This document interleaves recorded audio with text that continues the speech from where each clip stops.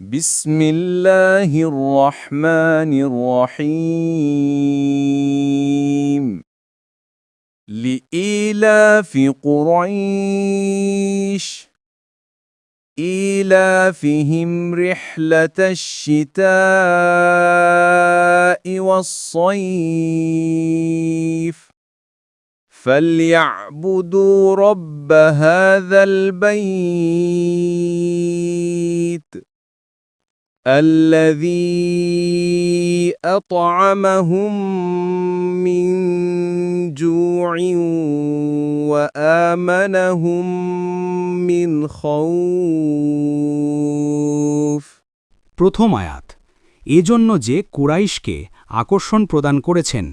দ্বিতীয় আয়াত শীতকাল ও গ্রীষ্মকাল উভয়ের সফরের মধ্যে আকর্ষণ প্রদান করেছেন।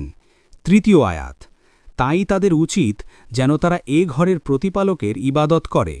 চতুর্থ আয়াত যিনি তাদেরকে ক্ষুধার্ত অবস্থায় আহার দিয়েছেন এবং তাদেরকে এক বড় ভয় থেকে নিরাপত্তা দান করেছেন।